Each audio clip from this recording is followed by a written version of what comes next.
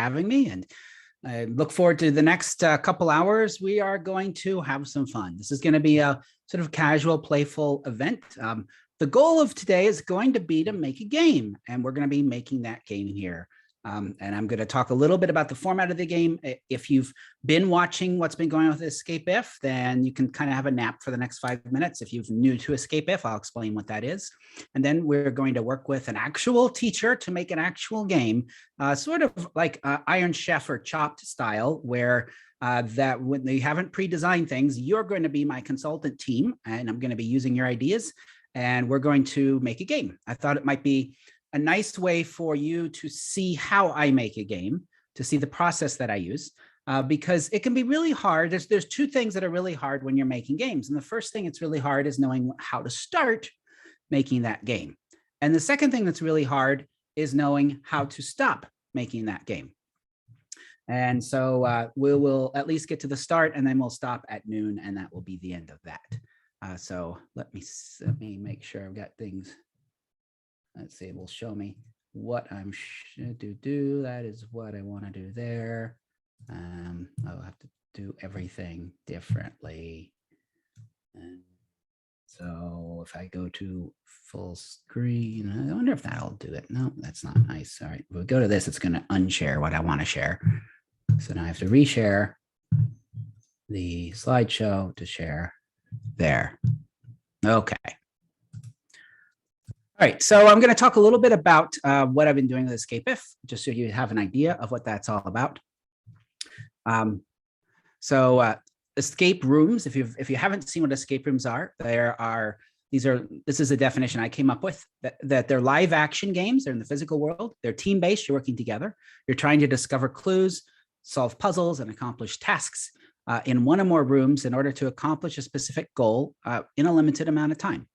And so there have been several bad, questionable movies about escape rooms that are out. There are some better YouTube shows that are out there. Actually, if you want to see a little bit of my game lab, if you've ever heard of Mark Rober came to my game lab, and we filmed an episode about escape rooms. So I think that's up to like 26 million views or something crazy like that. And he called me like on a Wednesday and said, hey, I want to come Friday for a day and film. And he flew to Toronto and then drove to Brentford and filmed, and then drove back to Toronto and flew back. But anyway, so escape games are concepts that use games that use the ideas from escape rooms. And this is a term we use in our book about escape rooms. Now, when I got involved in escape rooms, it was in 2015. I was in Singapore, actually, and it seemed that I was wandering around one of the many shopping malls and saw these escape rooms, and I'm like, what's this all about? And I talked to the folks and asked them if I could do it, and they said, no, you're by yourself. So I was giving a presentation to librarians about gaming there, and I brought up, what are these escape rooms? And some people had done them. They were very excited, and they took me to an escape room that evening. It was an awful room, looking back on it, very poorly designed room. But because I've been involved in live action role playing for decades, I said, hey, there's something here. This is taking concepts from live action and making it available to the masses. And so that's why I got into it. And I got into it because I saw the potential for education in escape rooms. Now, there are some places that have really gone over the top with escape rooms. The Education Immersion Center here, and there's some information about it in Venezuela. And what they do, each year, they recreate this classroom into a new hub for adventures. And the students throughout the entirety of the year are in this narrative. And they do all of their topics and all of their subjects within this kind of game space. You can see how if you built it in this year, it was spaceship. It was a spaceship theme. And you could see if you took everything that it would take to fly through space, there's a lot of affordances there to use to make games and challenges. And I guess I will go ahead and define that word right now. If you haven't heard the word affordances before, because we're going to use it throughout this session, it's a pretty important concept. Affordances are the things that your setting offers to you to make games out of in game design. So when you do something and you create environments and you use what we call environmental storytelling, part of what we're doing is we're looking to have some affordances that the environment offers us to say, hey, make a game out of this. So if you're flying around space on a spaceship, there's a lot of affordances that offers for playful interaction. But we know the reality is most teachers can't do this. And we found that most teachers can't do escape rooms because they require dedicated space. They're good for a small group, but not a large group. So in our book that we wrote, Liz Cable and I explored other forms of games inspired by escape rooms that you could use in a classroom more easily. You could do pop-up rooms where you bring a concepts of the escape room together for something very short term, something in like an after-school project or a special short-term activity. You could do puzzle hunts. So that middle box you see is us preparing a puzzle hunt. And in a puzzle hunt, you can run it for thousands of people, and each team gets a packet of puzzles. And you work through the puzzles. Once you've completed a number of the puzzles, it gives you a password or an answer, which you take up to the front and say, here, the password is kumquat, and then they give you a new packet of puzzles to work on.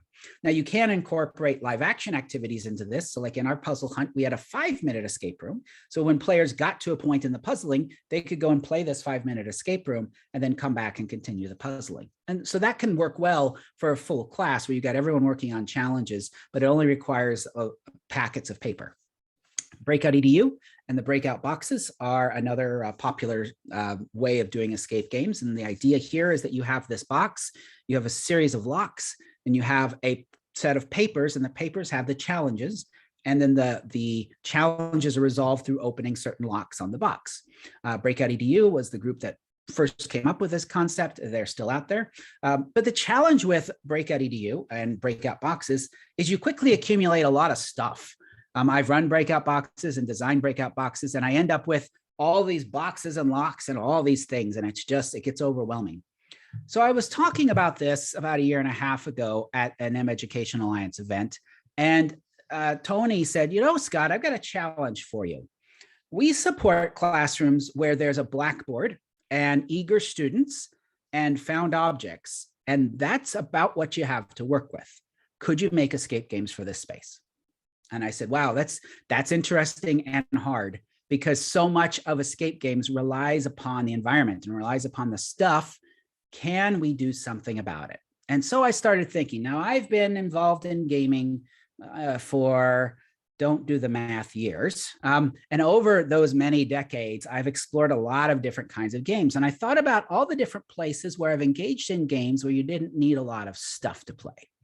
And I grabbed ideas from all of them. So first is tabletop role-playing games, Dungeons and Dragons, storytelling games. At their heart, you don't have to have a lot of stuff. Now, many people do like getting a lot of stuff. They like getting the dolls and painting them up and getting the dice and getting the boards and getting fancy with it, but you don't have to. You could just have a role-playing game that doesn't require anything. You can actually do a free-form role-playing game without any sort of dice or anything. I also thought about interactive fiction games. Now, if you have gray in your hair, you probably remember the text-based games like Zork and those sorts of games where the computer says in text, oh, there's a mailbox here. What would you like to do? Yes, and then you can be eaten by a grue, as Deb says in the chat. It asks you what you want to do. You say, oh, I'd like to open the mailbox. And the game says, okay. And the mailbox is a letter. And it's all text and it's descriptions. But this form of gaming allowed you to do storytelling without really any stuff. And it inspired several things. And one thing it inspired were choose your own adventure books, which have actually made a bit of a comeback. Now, these books, what they are numbered paragraphs, and it's a story. It says paragraph 1, here's some story, then go to paragraph 7. If you want to go to the left door, go to paragraph 8. If you want to go to the right door, go to paragraph 9. And then, of course, as a kid, I quickly figured out I would use this finger was my save state. And so I would put and save the game by putting my finger on one of the pages and then flip to another page and decide what I want to do. But if it's like, oh, you shouldn't have gone left, well, I have my finger at that save state. So by the time I'm done with the book, I've got like a claw hand into all the pages in the book trying to hold these different save states, because of course that's all I could think of as compared to like getting slips of paper and sticking them in the book. But anyway, it's interactive, right? Okay. Parsley Games came out a few years ago, and the idea of Parsley Games is it takes the concept of like an interactive fiction game and turns it into a party game that you play in person. So the game master in a Parsley game has the script in front of them. So Action Castle was their first one.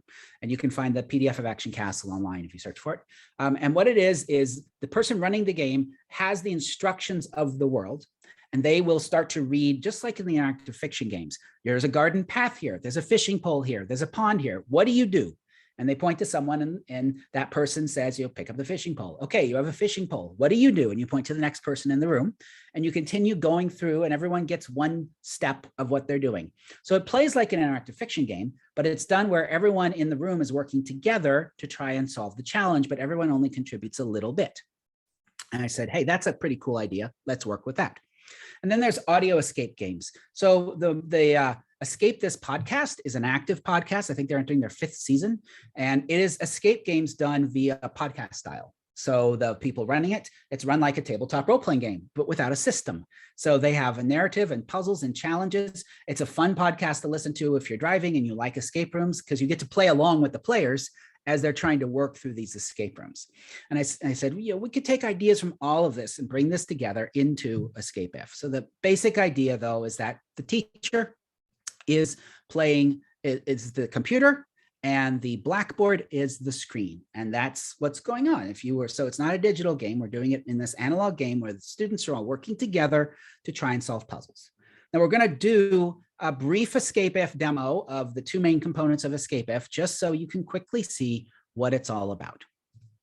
So we're going to set our story world for today is the dinosaur safari, and you are working in the non-trademarked dinosaur safari. So you are an employee there, you're taking care of the dinosaurs. And we have a problem. So one type of dinosaur that we have in our dinosaur safari is we have the Dilongs, and these are like little Tyrannosauruses, but they're little. They're only about 5 feet long. They're about 15 pounds, but they do have sharp claws and pointy teeth.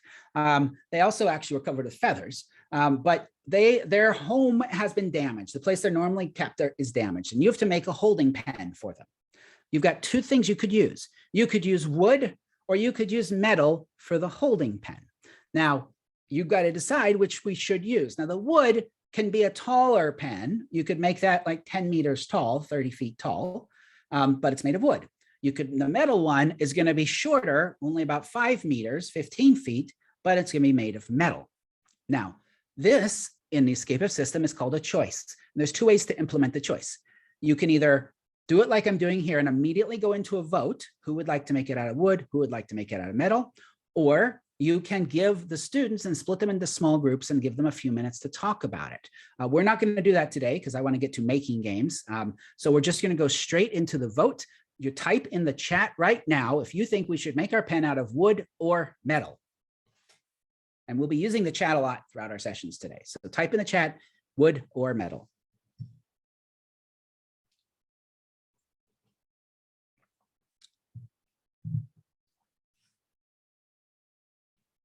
Okay, answers are coming in.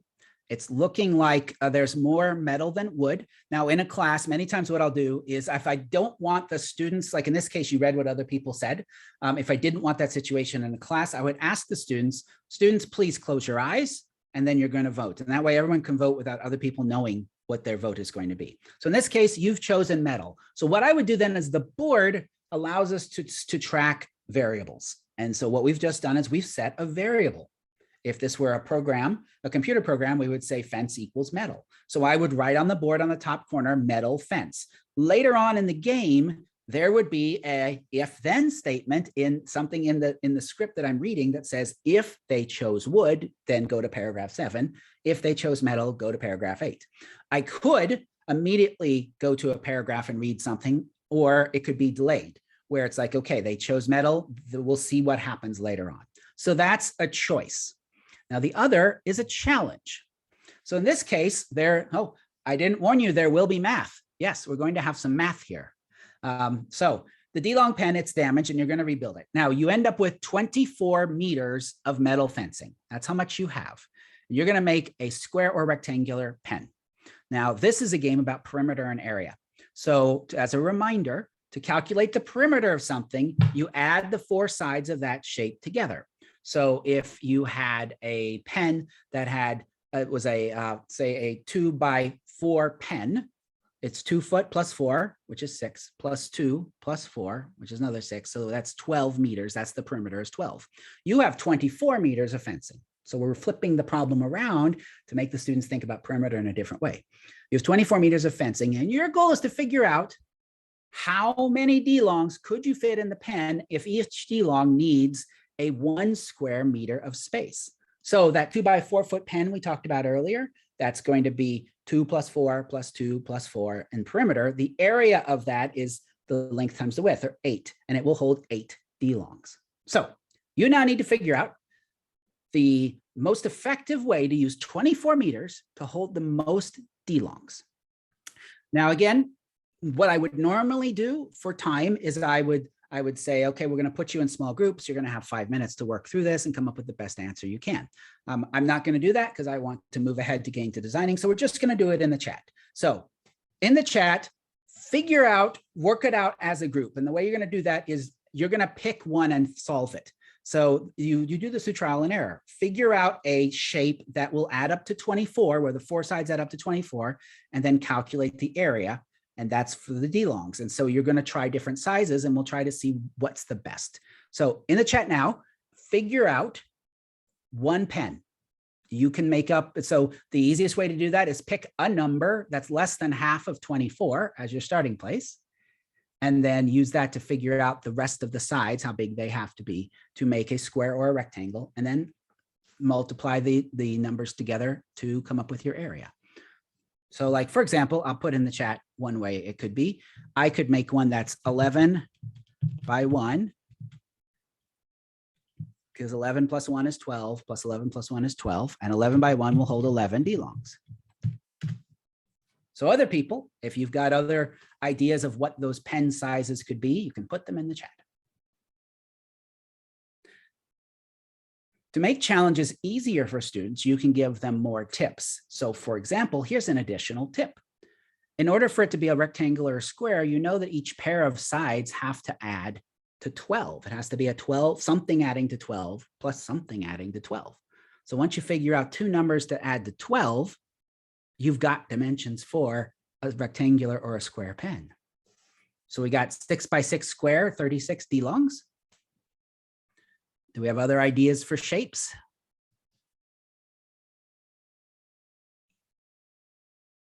And in the class, the way I would facilitate this is I'd have them work in groups. I would then take their pen answers and write them on the board so that then we could look at all of these different possibilities and see if there's any patterns or anything interesting here.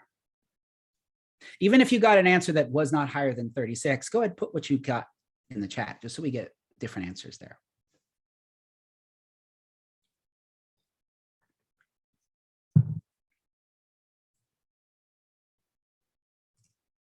In fact, you could be systematic about it. You could have 10 by 2 equals 20 D-longs, because that would be 10 by 2 by 10 by 2.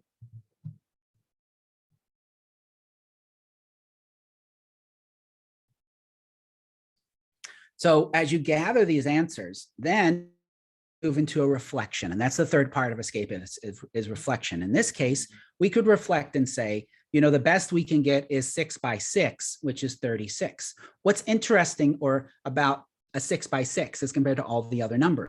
The students to reflect upon, oh, it's a square.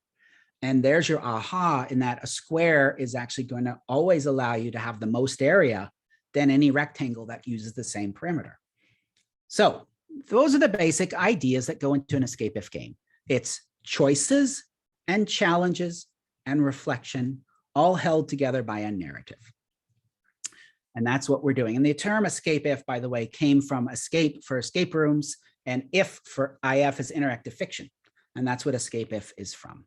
Now, the way we facilitate these games is through a script. And so this would be the script for what we just did. And the idea is the script gives the teacher what to read. What is in bold, you read out loud, and anything in italics is instructions for the teacher.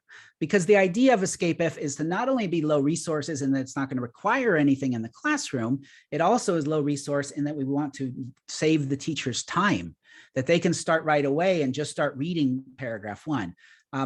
But another nice advantage is nothing's in a fixed form. If dinosaurs aren't interesting to the students, but elephants are, then you just use elephants instead of dinosaurs. You can make changes as you go along because the reality happens when it comes out of your mouth. So you can change things before that reality comes into an existence.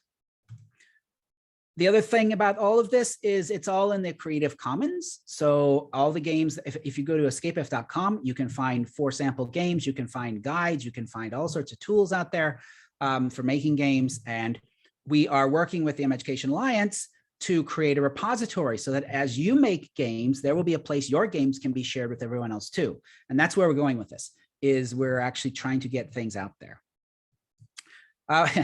Do we need to be concerned if traumatized by dinosaurs being eaten? Well, you know, it's interesting when you talk about any sort of story in game design. I've been working on another game design around compound interest. So this came because I was giving another workshop and one of the teachers said, I need to do compound interest. And Tony said, ooh, compound interest doesn't seem like it's something you can make a game around. That might not be right. And I'm like, challenge accepted. And so in the compound interest game, you're a bunny farmer. And so the interest is happening because bunnies are making more bunnies. And the more bunnies you have, the faster and more bunnies you produce. And the players have to make decisions between, do I buy more bunnies up front or do I make bunnies that breed faster? And so how do you invest and what's going to happen in compound interest? But then I started playing with, well, how do I play with the idea of paying off a loan ahead of time, paying off the principal? And I said, well, why don't we tackle the idea of factory farming? And when we breed animals to make them make more animals or be more animals that we want to produce, more of them get sick and die. And that's the reality of factory farming, and the players can figure that out. So then I had to think about, well, is that traumatizing to think about dying bunnies? And so I said, all right, well, we'll have sick bunnies and grumpy bunnies and go with that. But anyway, so yeah, this is where it's always available for the teacher to make changes. I have learned some lessons along the way. So I started with EscapeIf, and now I'm calling this EscapeIf Advanced. This was the first EscapeIf model that I created. So the teacher wrote all this on the board. And it was like the parsley games. So there were verbs on the board, there were people, there were objects, there were places, and each student would pick an action and pick something to do with that action. And the teacher would then say what happened. What I found in testing this is that most teachers without a background in role-playing game GMing struggled to do this because you had to be able to improvise. You had to quickly know, oh, if someone says, I'm going to, use the horn on the walkie-talkie, well, you'd have to improvise an answer. Now, this is now called EscapeIf Advanced. That rule set is out there. You can use any of the EscapeIf games with the EscapeIf Advanced rule set if you want a more freeform game where there's more control with the students and you're more comfortable with that as a teacher. But I learned a big challenge this year has to make it simpler, making games simpler and simpler and simpler. And making things simpler is really hard. But what I want to do is move from me making games for teachers into teachers making games and teachers making games with students. Because that's where I think this gets exciting, because we eliminate all of the programming, we eliminate the infrastructure needed to create games. We can just get into the storytelling. This is a platform then that anyone can access because anyone can tell stories. And so that's my hope, is that not only teachers will make games for their classrooms, but they will use this as an end of semester project. And that's what I'm working on now, is developing more resources so a teacher can roll this out in a class as the end of semester project for students to make their own EscapeIf games and run those games with other students, and then submit those games to the Alliance's site so that then those can be shared. Because I'm really excited to see what could happen if we could make this opportunity for students to share their own stories and their own ideas and make that available to be shared through things like the Global Proficiency Framework, which is that common connection point of proficiencies between countries. We can tie our games to that, and then that becomes a resource so that you could run games from students in Rwanda that are creating, or from Indigenous classrooms in Northern Canada. So this is what I'm excited to move forward.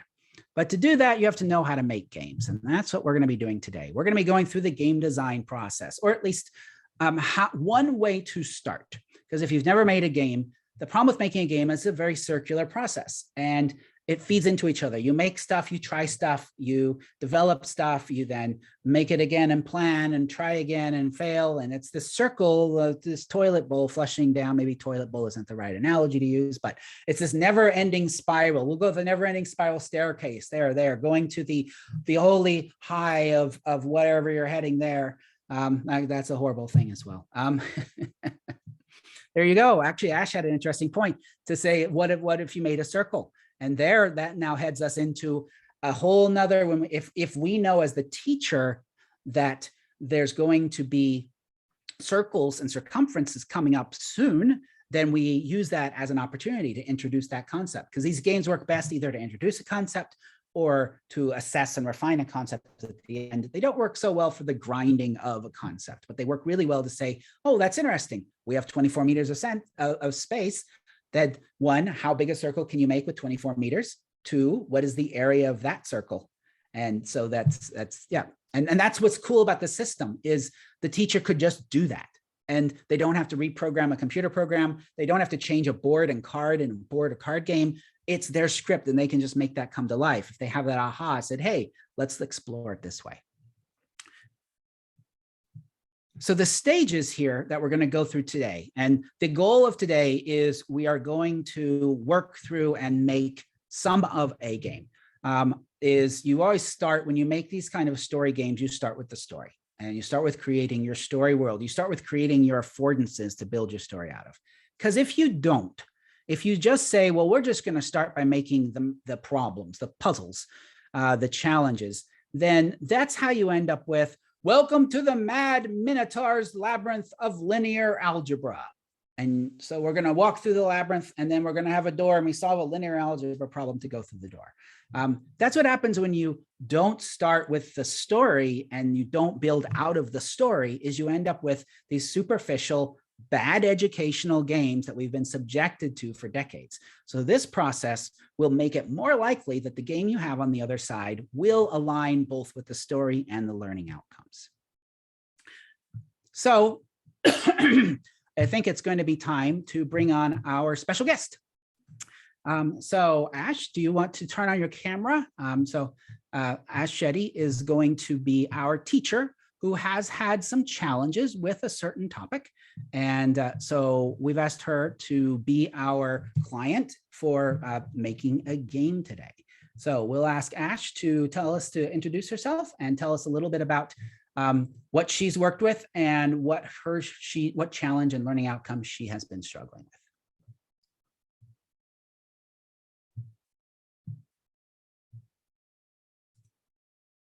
And I think you're muted. Sorry. Hi, everyone. I'm Ashwarya. You can call me Ash. I used to teach 6th graders back in India, and integers was always really challenging for my students in the sense that they would just mug up the rules. For example, a negative multiplied by a negative would be a positive, but they would not really understand how and why. To a point where it was really normalized, especially in Indian context, where children would make up analogies such as, oh, if a friend of a friend is a friend, and all of that. So nobody really understood how that comes to being and what those rules mean, and especially how it applies to a real world context. So I think the topic that I would pick is multiplication and division of integers, especially with negative and positive integers. Okay, that sounds good. So I'm going to now open up a different document for you all. So I've made, if you go to Escape, if you want to have your own worksheet, actually, no, I'm going to share this. Let me share this document. So I've made a worksheet to help you work through these things. I've made a worksheet we're going to be using today. So you can click on that if you want to follow along. This one, actually, I believe it's set up so that anyone can type stuff in there. That could get a little crazy. But let me share my screen as well so you can see what we got going on there. You'll find this worksheet, a blank version of this worksheet at escapeif.com. It's called EscapeIf Design Worksheets. And this is my current design goal, is moving toward making it easier for people to do the design side and giving tools. And I'll be heading towards making a series of videos that a teacher could share with the students. So this worksheet I've made is to help you through the pre-production process of making a game, because that's what you have to do first. You don't just start making a game. You don't just start writing code. You don't just start writing choices. You actually think about it first. So what we're going to be doing is I'm going to lead us through a series of questions. Now, what I'd like you to do is when I ask a brainstorming style question, I'll ask you to put your answers in the chat, kind of just what we did with the wood and the metal. And then I will pick something fast to move forward with, kind of like what happens at an improv show, how the improv person will say, hey, everyone, tell me a place where two people might meet. And then people call out all these places and then they pick one and move forward with it. I'm going to do the same thing here. Don't be upset if we don't pick your ideas, because my goal here is to just kind of move forward and get through. What I hope to do today is to get through the basics of the story and to get one challenge worked out. That's what I'd like to do by the end. Scott, I'm sorry to cut in, but I don't Yep. think the document is sharing properly. Can you stop sharing your screen and reshare it? Okay, let's see. So I've got the wrong thing shared, maybe. Huh, don't know. Okay, we'll try this. But this is Tony. Now the document does open up from your link, Scott, just to let you know. I Right. think it's just we're not able to see it on the screen. Correct. Right. Did that open up? I try. Let me just completely stop and start again. I wonder if it's something interesting with using a shared document, sharing a shared share. I think it was just a glitch via Zoom, but we can see it now. Okay, so this will be the document I'm going to be using as a guide as we go through. Now, those of you that have made games before, you might say, well, I don't make a game that way. I make a game doing this. And every game I make is different on how I approach that game and how I explore it. So what I did when I came up with this sheet, understand that it's a circular process. So there may be times where you get to something and you're like, I don't know, you can go ahead and continue on and then come back later and fill that in. Because many times you're going to end up fixing things you fixed before and changing it and going back and forth and back and forth. But this is designed to help someone who's never made a game before to answer a series of questions and brainstorm through the process of making a game. And that's what we're going to do right now. So you always start when you're making a learning game. You want to start with a learning outcome. You want to start with this idea of what is it you're actually teaching people. Now, I went to the Global Proficiency Framework and found some learning outcomes that are potential here that are in line with this. And that's why I always like to start with that Global Proficiency Framework, because it is a brainstorming tool that someone's already done brainstorming on and can help me think about things. So when I went to that Global Proficiency Framework, I found, whoa, that's big. These three things that are related to negative stuff. And then I said, well, okay, so these are three different outcomes from the Global Proficiency Framework. Now, for what we're doing here, we're not doing the first one. The first one was compare and order positive and negative decimals and fractions. We're kind of going in, I believe that the students already understand sort of what negative is and negative numbers. And we're really wanting to focus on the operations when we do, and specifically getting into multiplication and division. So I think where we're So actually, sorry, chiming in here as a math person who writes math curriculum. Ash, your specific challenge with your students is they know like -2 times -3 is 6, but they don't understand why that is. Yeah, and I think that also comes from the lack of context of how it applies to the real world. It's just a bunch of rules that they're supposed to mug up and perform operations with to get the right answer. Right. But not okay. exactly how it applies. Yeah. So the way you can show them that is actually using a number line. So that first goal that you just erased is probably the most important goal, because when you put numbers on a number line and you do those operations, so you say like, you know, we all learned when we were in 2nd grade, right? Number on a number line, here's a 2, we add 2, we go hop, hop, you know, we hop 1 space and 1 space and we get a 4, right? Well, then when you've got a negative, right? Negative means you're going in the opposite direction. So if we're adding 2 plus -2, we know we need to hop 2 spaces, but we're hopping the other way, right? So we hop, hop, and we go to 0. And that's a concrete way to teach that concept so that they understand that when they've got the negatives, they've got to think about not only where that number is on the number line, but what direction their quote unquote, what direction that operation is which way they're going to go. So that's the number line thing.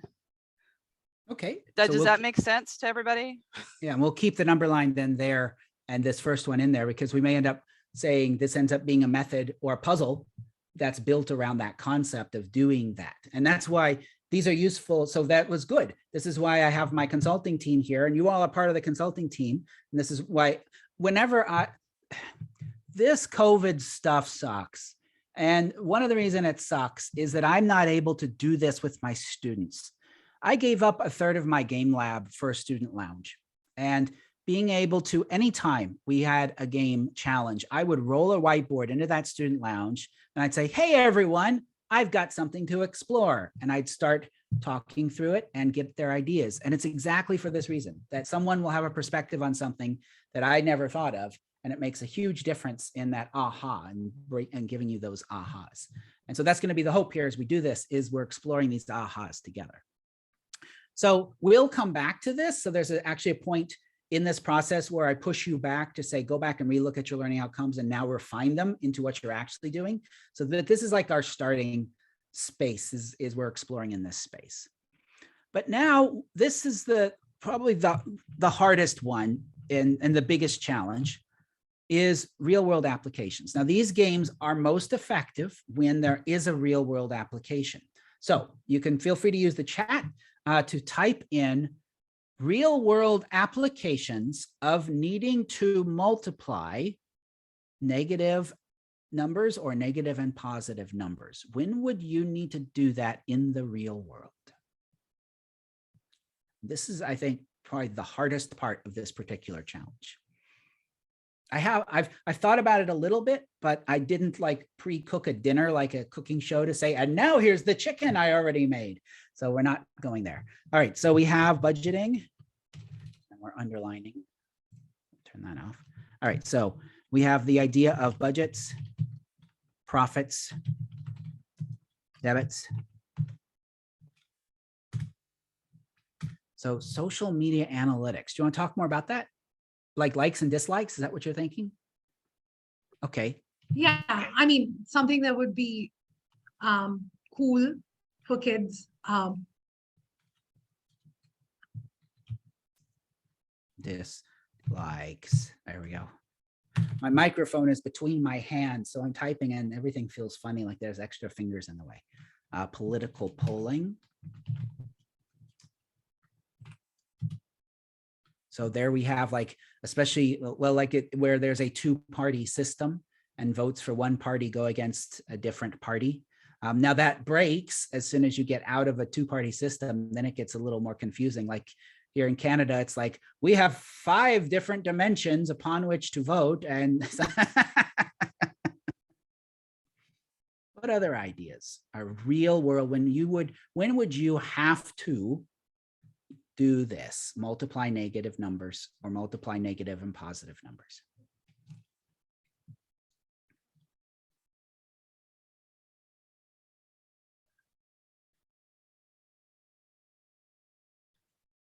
And this is actually one of the reasons why this is a hard topic, because we don't have a lot of answers. The reality is there aren't a lot of places where we have to do this in the real world. There are implications of understanding it that are useful down the road. So deep sea heights and depths. Yeah, like I was thinking of things like, that like if you've got a volcano that's partly, or a mountain or whatever, that's partly submerged, or, it has parts up at the top, or like an iceberg or something. And there are like problems. I don't know if they're actually real scientific problems, but we rate them like they're scientific problems like that. And I guess along that, you could think about, thinking about things in nature with 2 dimensions, like temperature. So it was, -10 if it's twice as cold. But then if you say it's twice as hot as -10, that gets weird. And that's not really right. So I'm not gonna, that kind of breaks a little bit for me. And cryptocurrency.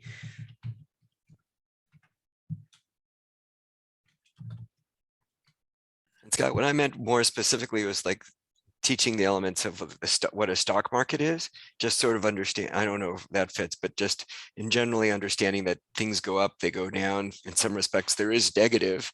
So just in general, sort of currency fluctuations or stock fluctuation. Okay, so we'll take these 4 and we'll move forward. And we'll move forward with the brainstorming. So the next part that we want to use is do some systematic brainstorming around these ideas. So let me copy these over to here, and we're going to do, we've got this and we've got social media. And again, this worksheet's available for you to download to use as your brainstorming process. And then we're going to add 1 more row, because that's the nice thing is you can just add more rows. We have 4 ideas we're going to explore a little bit and then see what we like to go forward with. So now you want to think about with each of these, because the goal is to come up with a story world that's going to give us lots of affordances. So you want to think like with budgets, profits, debits, NFT, crypto, the real world marketplace would be an investment firm, for example. Might be a place they're doing this. Historical setting. So I'll tell you one I've worked with myself. My first board game was called Tulip Mania 1637. And it was a board game about the tulip bulb market in the 1600s, which was the first well-known bubble market, where by the end of it, so we have a comment in the chat that we're not the only ones struggling for this. So looking back at something like that. Now, fantasy setting. Now, what I mean by this is something that's fantastical, something that deals with something that the students, many times the fantastical setting can be a little bit more exciting to students, but we have to then do some reflection to bring it back to the concept. So in a fantasy setting, we have things that are appearing here. Currency conversion between different planets. Okay, so sort of sci-fi setting where you've got Tony the Anonymous Bat. So you've got different planets that there's space travel and you're converting currency between those, and you're dealing with investments and things being worth more or less on other planets. You could even, I always like to find ways to stick in a bit of an ethical twist. So you could do an ethical piece on there on colonization.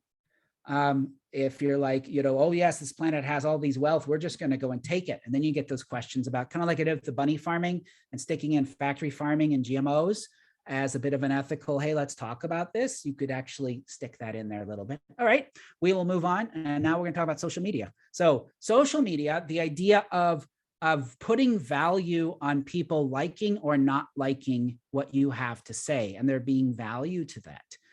So real world place is social media manager. And this is something that if you are teaching in a classroom with students who are really keyed into the Twitch world and social media world, they might actually quite engage with that particular real world setting because you get to see, oh, this is how it could be actually used. Now, historical, this is where you think in the past, when did likes and dislikes come into play? So this is where I think about like marrying Miss Darcy, sort of the Victorian love connections. Oh, like Love and Scandal. I played a live action game that was Queen Victoria's Diamond Jubilee, and there was a scandal, an actual scandal mechanism, so that you got, depending, that would affect your social connections and stuff. So if you because Oscar Wilde started out with like all the scandal, and as you did things, you would gain, or you could gain favor or whatever, which helped reduce or eliminate scandal, or if you did things, it would create scandal. It was a lot of fun. And then with that, you'd have to get into and explore, yes, the plot of Bridgerton. Oh my God, yes. But that's only going to work in certain contexts, and certain audiences will appreciate that, and others will have no context at all to what this is all about. But all right, so now fantasy social media. So whenever I think fantasy, my brain tends to go two directions. One is either, is there something sci-fi, or is there something like magic, high fantasy, that sort of thing. So if we think about likes, dislikes, social media, one route is like light magic, dark magic kind of stuff. If you want to play off of that, it's not, well, you're just getting inspired here. So I'll put magics as one possibility, sort of light and dark magic as a way to play off of it. your sci-fi versions off that. Yeah, like Star Wars and the Force, which is light magic, dark magic. So if you want to get into the farce, here, we'll see. We can't have a copyright infringement, so we're going to go with the farce. There we go. May the farce be with you. So this idea of something where you've got two sides and two things that will end up canceling each other out in the same way they would on the number line, and you explore with that. All right, we're going to look at political polling now. So political polling, so that is going to be, well, that's pretty obvious working in a political poll setting. And that's where, based on what the students are doing elsewhere in the curriculum, that might be an attractive thing to explore, the math of polling and understanding what's going on with that. Historical setting for political polling, well, we've got really anywhere that you've got, if you want to go really historical, you've got like kings and supporters. So people that support one of two kingdoms. Supporter of a kingdom that worked with or opposing each other. And then fantasy. So you've got either kind of your sci-fi, I think of sci-fi and space, or so is there something with that, with same idea. Actually, you could have kingdoms in space and all that stuff. So we'll just kind of put that word again, just because we want to get to picking something. And heights and depths. So heights and depths. So now you are like a deep sea explorer. I'm pink now, that's fine. So either like the idea of you've got deep seas to explore, you've got high mountains to explore. Historical, well, you've got I was gonna put Jules Verne. That's more of the fantasy stuff though, the 20,000 Leagues Under the Sea. Which again, if the students are reading that elsewhere, that's kind of cool. That's actually a tie in there. Under the Sea.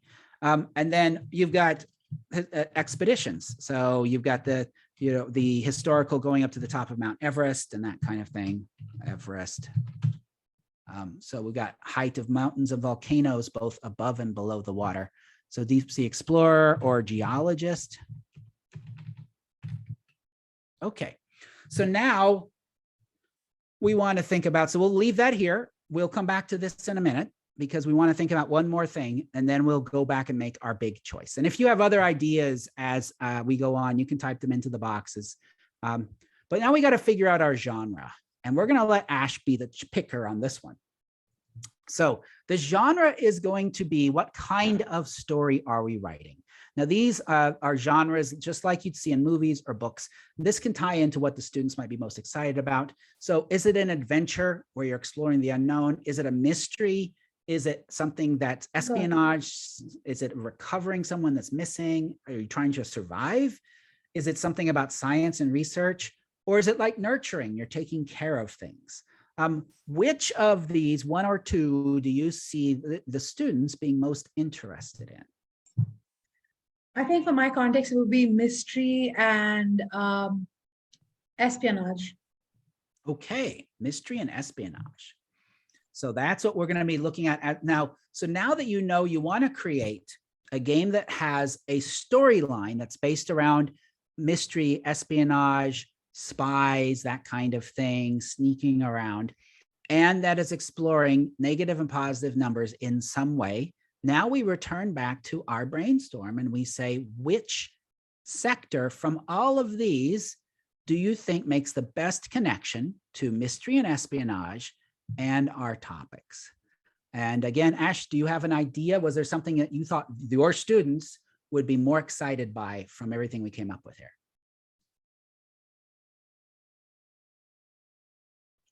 I honestly think like something, because they're just entering their teenage years, I feel like something related to likes and dislikes, approval ratings, all of that could be an interesting thing to explore. So I feel like social media has a lot of opportunity to build in mystery, espionage, and is also something that's very relevant in my students' lives right now, right?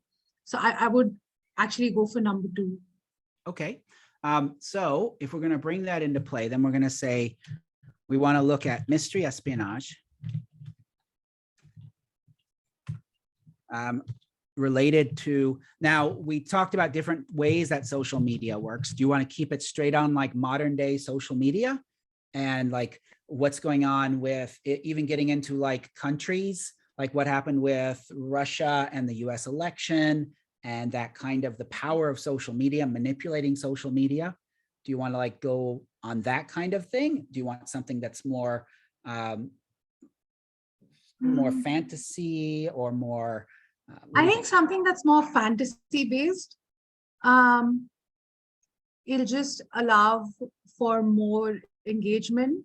I think something that would be like fantasy based and a completely like made up world would be appropriate.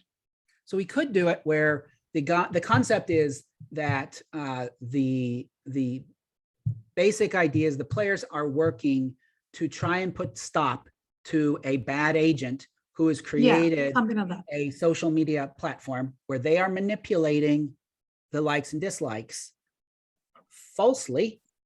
So they're actually adding likes and dislikes in order to promote certain viewpoints, to promote certain products.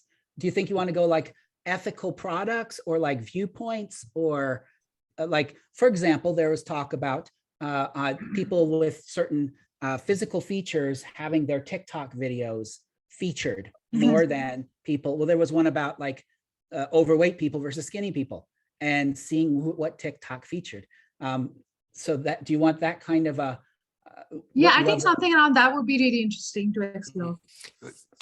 Scott, would you mind like other ideas, Ash? What about what does the social media look like in the future for like another social media? Maybe it's telepathy or like some other race that they have the kids sort of come up with, like, what does the next generation of social media look like? Anyway, I'll just go back into the shadows. Bye.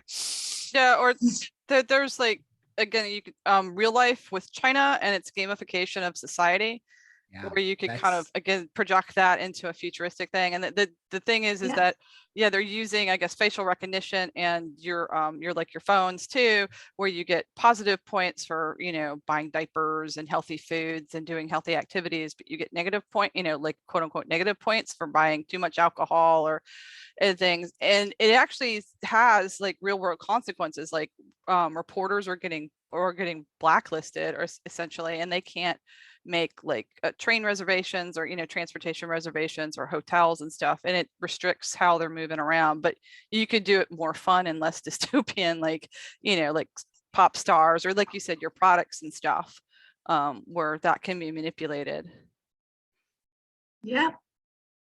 So what we'll do is we'll kind of move forward with the worksheet and end up returning back to whether this feels like it's heading more like Black Mirror dystopian path or more parody of the mega mida biggie verse and trying to get you to buy the newest shoes because they're all of a sudden there's a bunch of likes piled on to a certain video. So sort of unearthing the ethics of like systems and then making the students not trust seeing all these likes because they realize how easily made up all of that is. That's not.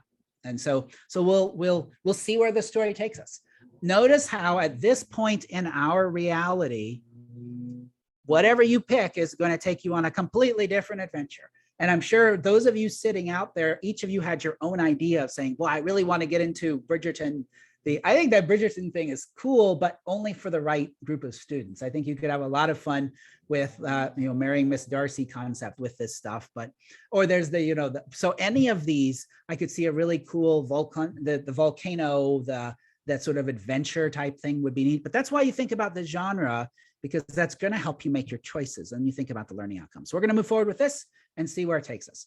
Now, we may, as we get into it, say, hey, this is all awful, and it goes in the trash. And that is part of being a game designer. Any of you that made games, if you get to a point where you have one game that's actually shared with people, there's probably 10 games that are sitting in the garbage. That 10 is an underestimate, really. But you go through so many ideas. So that's an important thing as you make games and you make ideas, realize that your ideas are just like Kleenex. You know, they should come regularly and then be disposed of. And so you're not going, they have their use, but most of them you're not going to frame on the wall. So if this is the case, we need to figure out the role for the player. Now, making games is all about the idea of roles and goals. And you want a role for people and you want a goal for those people to accomplish. So it sounds like the role of the player in this case is going to be kind of an investigator, that they're going to be investigating something an investigator. They're going to be investigating whether it is so what do you want to do? Should we do it? So because we got to talk about the bad guy next. Is the bad guy a country? Is the bad guy a company? I would see those as being your two, whether you want to go more political or more commercial. Which way do you want to go? I think commercial would be good. Okay, A company. Looking at a large company and exploring their social media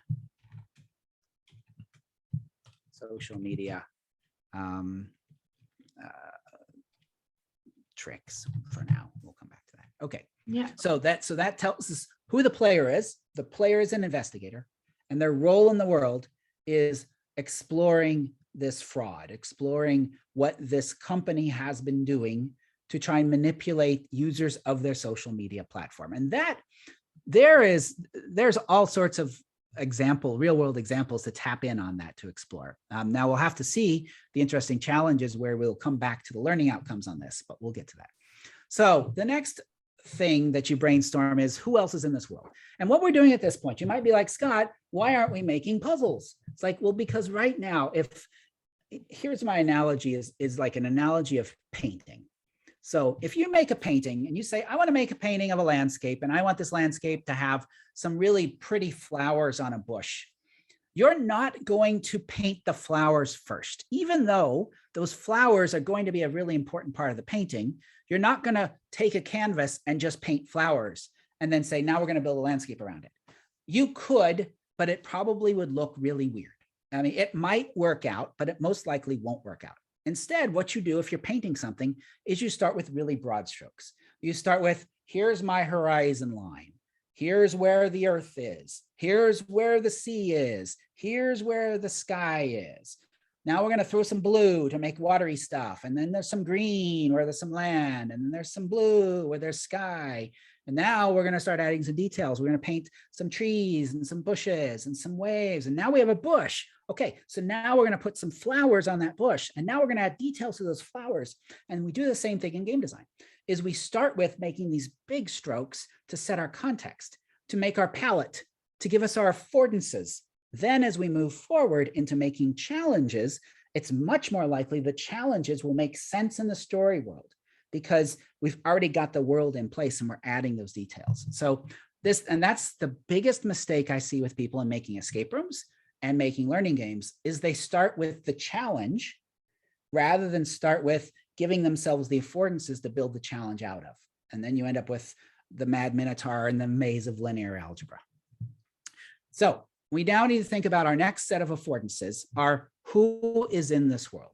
So we want to think about the groups of people that are in this world that could matter in the game. We're not going to list everyone, but who could be important. So in this case, we have, if this is a social media thing, we're going to have content creators. We have people that are making stuff and putting it out there. We have the consumers. We have people that are rating those things. What was that? Bots, like social media bots. And then now we have AI robots. So that is a group that's engaging with this. We have the bad actors, we'll say, which we'll talk about in a minute. That's the people that are doing this manipulating. And we'll add more things to this list as we explore it. We won't necessarily use all of these things in our game, but it's just giving us some ideas. So if you think about the social media space, we've got people that make stuff. You've got people that watch the stuff and rate the stuff. You've got AI that's faking the stuff. And then you have your, this is where you're going to have your company's looking to manipulate all of it. And this can be done either because they're companies that are running the social media platform and they want to create certain views, or companies that are not, but they want to have their stuff be favored, or they want to. So that's where they'll employ the robots to work against the player in that sort of case. So these are some of the groups that we could think about as we're exploring this. Now we want to think about if there are specific people. So like I would put so we're going to call this guy Kelvin McDougall. and this is just making stuff up, but we'll move ahead, is the chair of, we'll call it Footbook. There, it's not Facebook, it's Footbook.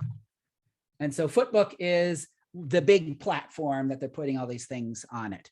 Oh, how about Foot Talk? There, we got some Foot Talk. There we go. Chair Foot Talk, the largest social media platform in the multiverse now and forever. There. So now Kelvin may not come into play at all. What was funny, side story here, when we made our the Red Bull Escape Room World Championships, when we did that the second time, we had a sort of really incompetent leader of this company who had been granted the company by his father as the mastermind, and the person who was full of himself. And what was funny is when we actually ran the event, Red Bull hired an actor to play this character, and that character was there during the entire competition, playing himself being a big egotistical social media jerk. And he did just a great job. Everyone hated him and that was the whole point, was to have everyone hate this sort of this. And then I got to talking to the actor afterwards, and he was this super sweet guy that was this, it was like, whoa, you're not really a total jerk, but you're doing a great job of LARPing with so the players, it was kind of funny. The players in game and narrative game had been engaging with this character. And then all of a sudden that character's walking around the drinking Red Bull and walking around the party and chatting them up. And so it was kind of a cool ARG moment of bringing that person into play. So this is like, this person may not be in the game, but we have in mind, there's someone who is doing this kind of driving. We'll have to figure out why they're doing it at some point, but then we want to think about an ally for the player. Now, allies are really important to have in these kind of games, because the allies end up giving the player the inspiration to do something. Because if you don't have an ally, then the players can question, well, if this is something I'm just doing, then why am I not already an expert on it? Why do I not already have all the answers if this is my thing? But instead, they're working for someone, and that someone says, hey, I need you to do this. Go find out what you can find out. And that would make sense. That gives you the narrative reason why the players don't know everything. So asking how many roles and group members would work best. At this point, we're just making our palette of colors to paint with. So we'll just put down ideas, and then we'll come back and use some of them, and some of them we'll never see again. But this is just brainstorming at this point. So this is where, if you were doing the painting analogy, you're squirting your colors onto your palette to figure out, here's all the stuff I get to paint with, and you may not use it all, and you probably won't use it all, but at least. And this is, anytime you see a narrative game that's been designed, you are only seeing the tip of an iceberg of what the game designer has actually designed. The whole world behind it has all been planned out, and the players only see little subsets of it. And the same thing is true here. So we need to figure out, are the players, are they already working for an organization, or are they being called in for this being their first assignment? So do they already know what they're doing? Do they already have some level of competence?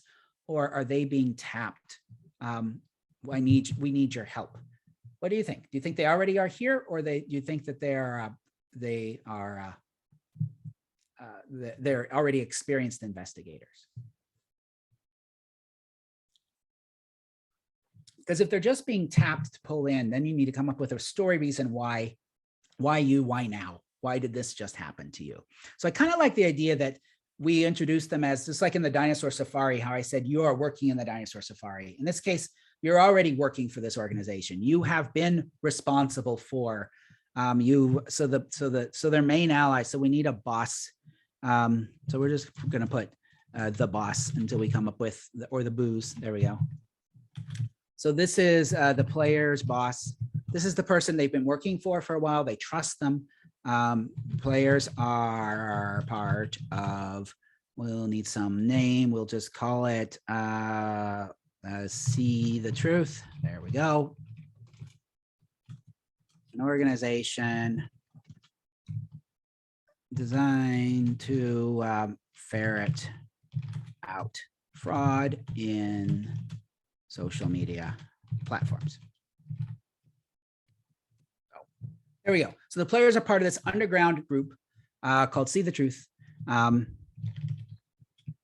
And this person they've been working for some time. We need a name. Do you have a name, Ash? How about Ash? You want to be the boss? I'm the boss. All right, Ash is the boss. There you go. So Ash is the player's boss, and so Ash has had relationships with the players. They've been doing other things in the past. The players will, and so part of that introduction to the players is this is who you are. It's another day, another person. You're going to take down Foot Talk and the problems that you and try to see what's going on with that. So here are two of the characters. Again, we can come back and add more as we go on, but we're just giving ourselves some places to go off of. And now we want to think about who's making the obstacles that are in the way. So in this case, the obstacles are being created by Foot Talk. Foot Talk. So we've talked about bots, and so this will be a good place for this. Foot Talk has been employing bots to manipulate social media metrics. And this is going to be, these will be the primary obstacles are going to be around this, around identifying bots, identifying false accounts, trying to figure out when an account has more, an X number of times of likes than dislikes. So then we start to think about our learning outcome. How are we going to bring that into play? That it could be the bot patterns is that both the bots are doing multipliers of dislikes, multipliers of likes.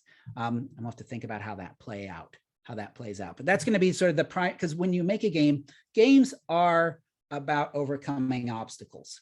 Players play games because they want to make their life more challenging. That's why you play a game. It's like, my life is too easy. I'd like to play a game and do something that's going to be hard, please. And so that's what a game is you sign up for some frustration. And you are signing up with the belief that it's going to be fair and it'll be an interesting challenge, but that's why we play games. It's because we want to make our life harder. And so as a game designer, at our school at Wilfrid Laurier, we have a strong user experience design program and a strong game design program, and students can take a joint program between the both. And my joke about that is in user experience design, your goal is to make the users' lives easier. And in game design, our goal is to make the players' lives harder when we intend to. And then we use user experience design to make sure it's not harder when we don't intend to.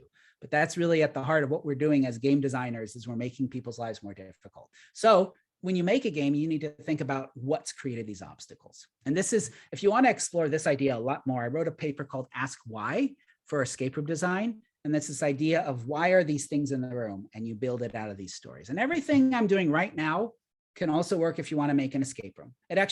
Everything I'm doing right now is actually going to work even if you want to go out and create any kind of a narrative-based game or even write a story. This brainstorming, right now, we're just doing creative writing. We're just doing story writing. So now the next step, and this next step is the most important step, I believe, of this whole process, and that is to figure out our story beats. Now, story beats are the major points in the story. And what I have found is for a game that is going to take one class, you're going to play in a 1-hour class, I like to have 3 major story beats in that 1-hour class game. Now that 1-hour class game should be completed in 45 minutes or less, because you want to save 15 minutes of that time period for reflection, because reflection is how you actually learn. Reflection is where you take your doing and you turn it into learning. That's what Dewey taught us when he talks about how to teach. It's reflecting and reflecting on what you did, and that's how you learn. So you always want to save about 1/3 of your time for the reflection, but we're going to be coming up with 3 story beats. So I found your typical structure that works well are 3 challenges. Each challenge is 5 or 10 minutes. The first 2 are usually 5. The second one is 10 minutes. 3 challenges, then some choices in the middle, an introductory experience, and something physical. And that's your game. That's your 1-hour game. Now, again, as you develop it, you are going to change that, but I'm just trying to give you starting points of how you're going to build out your game. So we're going to make 3 challenges, and we're going to do this using a structure that if you've ever studied storytelling or writing, you have explored the 3-act structure. The 3-act structure is your traditional how you make a story interesting. And there's 3 big things that happen. The first thing is where the players encounter who they are and what's going to be their conflict. What's the problem? What is the, to use the term that we use when we're talking about story design, the inciting incident? What's the reason we have a story? If it's like, it's Tuesday, you wake up and nothing exciting happens, well, then you're not going to make a game about that. But instead, it's like, it's Tuesday and there's a knocking on your door. Oh, okay, something has happened. And so Act 1 is what's the first thing, the call to adventure, if you're going to use the hero's journey concept.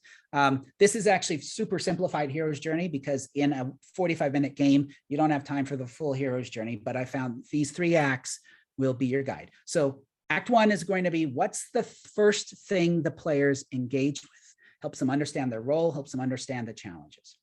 Act 2 is the twist. So the twist is where something unexpected happens.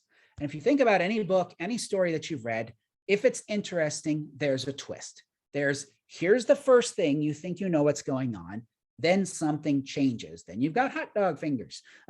Something changes in the world. And the way I like to do that is I like to go back to my brainstorming and say, oh, what's really going on? So what's the twist? So it may be that Act 1 is they're looking at these, they're looking at their own content and seeing weird piling on of likes and dislikes that they don't understand what's going on.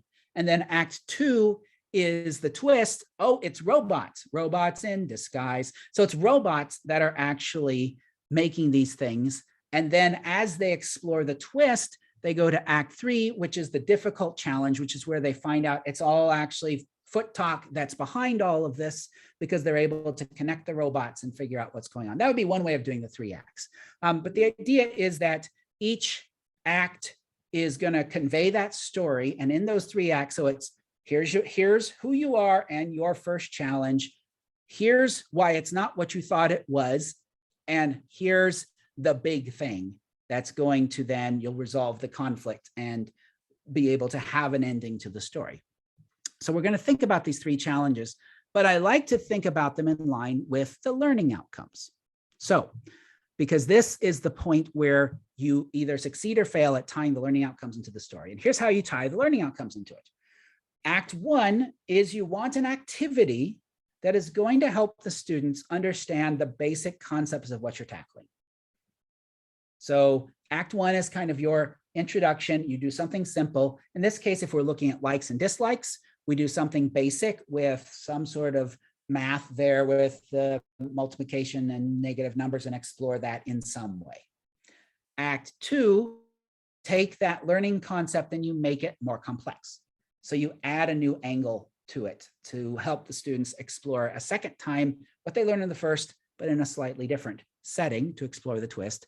And then Act 3 is you want to have them take what they've learned so far and have to apply it in a different setting and have to recontextualize their concept, taking that learning outcome into something different to help them address it. So that's the idea, is that, and this, what we're doing right here is the hardest part of it all. When I do this, this little bit right here will take hours for me to brainstorm, because I'll back and forth and back. But it's really important. If you find those 3 acts, those 3 points of the story where you hit the learning outcome in 3 different ways, the rest of it just falls into place. And so this is where, if you get to this point, you're like, wow, this is hard. It is hard. This is the hard thing. This is the point where a lot of learning games end up becoming bad learning games because you don't iterate on this part. Today's learning game will be a bad learning game because we're just trying to try and get something down and then move on so that we can develop a challenge in the next 40 minutes. So we're going to kind of just go with something, but know that this point, where I do most of my game design is in the shower. That is where, if I think about my biggest ahas are always in the shower. And I don't know why, but it's something about what if I was normally designing a game, I'd get to this point and then I would stop. And I would say, I'm not going to type anything more. I'm just going to let it bubble in my little bubbly back burner. And then at some point, at some point, there's something that connects and an aha, and it's like, oh, hey. And so yeah, yeah, actually, we got some people who have done this before. If you'd share in the chat, when do you have your aha? When do you have your, oh, that's it, eureka, because it doesn't happen in a forced march, like what we're doing here. So Tony, it's a run. Heather's trying to fall asleep. Deb is a shower person. I don't know what it is for me. It's the shower is where I have so many of my, I got it moments. During morning coffee. So understand when you're the same shower. Well, I'm actually right now, I have construction going on in a guest room with a really big shower. So we'll be set up. So this is this idea of it's okay to not know the answer when you get to this point, because this is the point where you're having to make that leap into, but it's also really important because this is where if you don't do it right, you end up with a game that's either too focused on the narrative world and doesn't make the connection to learning outcomes, or too focused on the learning outcomes and it doesn't make a lot of sense in the narrative world. So we're now going to try to figure out, at least in some way. So we know that at the beginning, the players need to, so there's content or ox.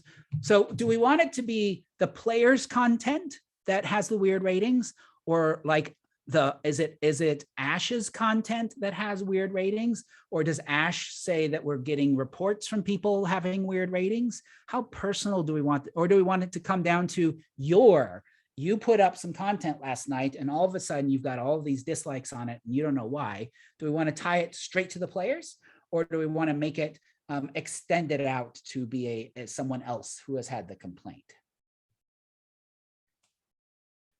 You know what? We're just going to move forward. I'm going to say it's the players. You can always change it later.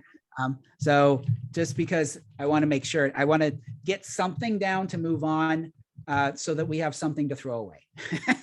A lot of times you just pick it and go, and then the iterative process takes you back and you're like, that was, so maybe we find out as we're writing more of the game that it would be more valuable to have it be someone else because there'll be new information coming in, as compared to being your stuff. On the other hand, your stuff has a personal engagement, a personal connection to what's going on in a way that might not, if it's like Bob the builder says, hey, people don't like my buildings anymore. Scott says people don't like the way he's dressed on his board game videos. We have some problems. So players, the player sees, the player learns their own content is getting, ooh, I just had an aha. I mean, I just took a shower. What if the player has their personal social media and it's getting trashed because they find out that Footbook found out they were part of this secret underground group, and Footbook is now sending the bots to attack them. And they find out this is now a pattern of Footbook finding people of interest. And this is happening. So here's your espionage. Here's your underground, you're part of this underground group. And all of a sudden that's your twist. Your twist is now you realize your cover's exposed. And this is why this is happening. And this is now why you have to get involved, because now you're out so you can't just step back and take it. Okay, so we had a shower. There we go. Their content is getting many bad reviews. And we'll use math to figure out the scope of the problem. How many times bad reviews are you getting compared to normal? So like if you have a ratio of good and bad and another ratio of good and bad, and you're looking at, oh, this is 3 times as bad. Now you're getting into 3 times a negative and playing with all of that. Or that's where your number line can come in, because you could do like a leaderboard, plot, you have like your content, and then, look at the, likes and dislikes on it and plot it on the number line. And then you can compare, you could either have multiple number lines and compare them, or plot them on the same number line, or that's where you can bring that in. Yeah, you could actually have that first challenge be a set of leaderboards, and you're looking at where you fell on the leaderboard over weeks, and you're analyzing that fall as a way of moving on the number line. And the leaderboard, I guess we'd have to label, if you want to play into the Chinese bad actor thing, there's sort of well, like YouTube. Okay. So it may be that when you post things on Footbook, you either are a valued member or you're not, or you're no, and you've lost, like in Twitch, you have to perform at a certain level and then you become a Twitch valued contributor, but then you can lose that. And so if the leaderboard, that gives us a 0 point, because I was thinking, how do we get our negative positives on a leaderboard? Well, that's how. That 0 point is people that get paid sponsorship and are eligible for Spotlight, people that are not eligible for Spotlight because their negative reviews are higher than their positive reviews by a certain ratio. Ratios get into multiplication, division. So yeah, I think we've got something to play with there. Leaderboard number line, sponsored, featured content. It's like the Twitter with the blue star, the verified thing, and how gamified that is. Anyway, so Act 1, they will find out the scope of the problem. Act 2. So in Act 2 now, this is the twist is there. They realize that they discover that Foot Talk has connected them to their work with what's the See the Truth. That's the name of it.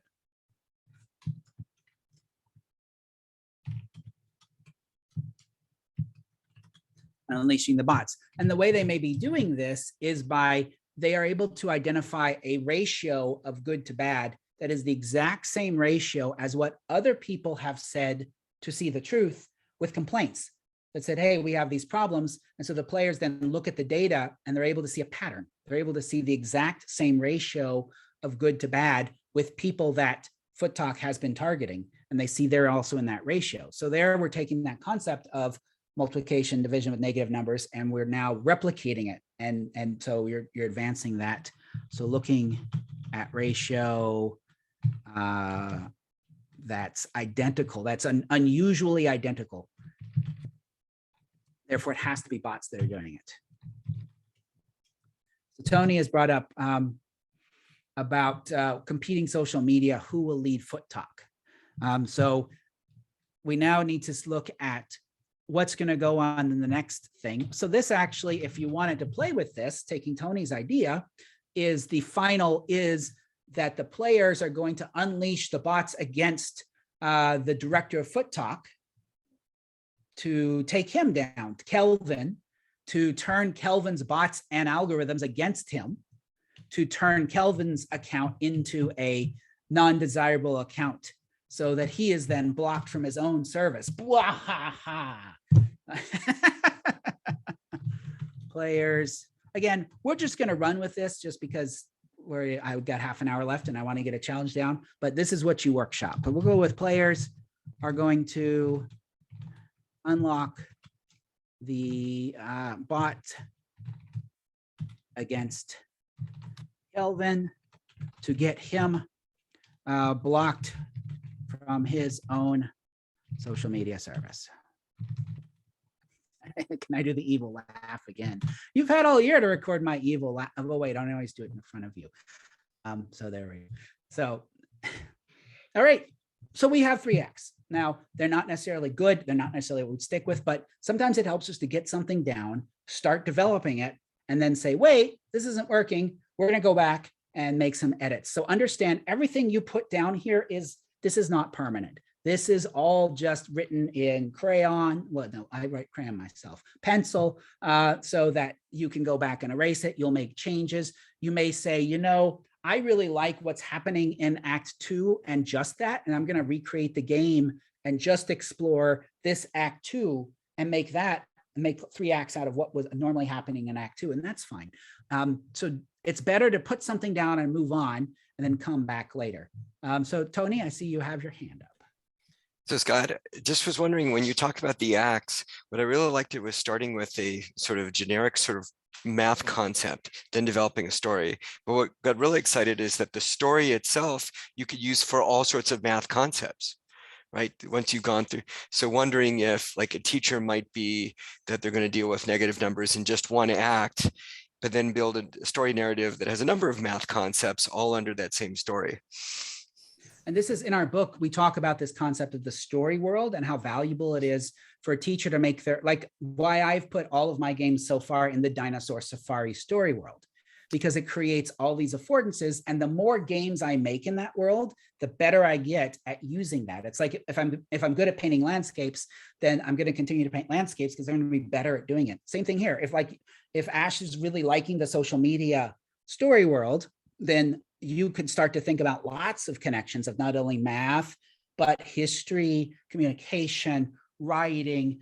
If we go back to that idea that excited a lot of you when you saw that Venezuelan escape room center, we're doing that same thing without having to pay for all the infrastructure. We're making, so you could see how you put this into, you could build your whole year of classes in this one story world. You just don't have to have thousands of dollars to build it out. You get the students excited. You get the students to make their own characters in this world. So when I teach a gamification class, and one thing I did in that class is I let the students set the narrative for the class. And every year it's different. And one year the students decided the narrative was that they were going to be gamification spies. And their job was to be the white hat gamification people. The students all took on fake names based on food they liked. So, you know, we had Dr. Candy, and we had one guy who's just like, I'm just going to be broccoli. Why? Because I like broccoli. And so for the rest of the class, I addressed them by their food names. We played it like we were an underground lair that was looking to take on all the gamification problems.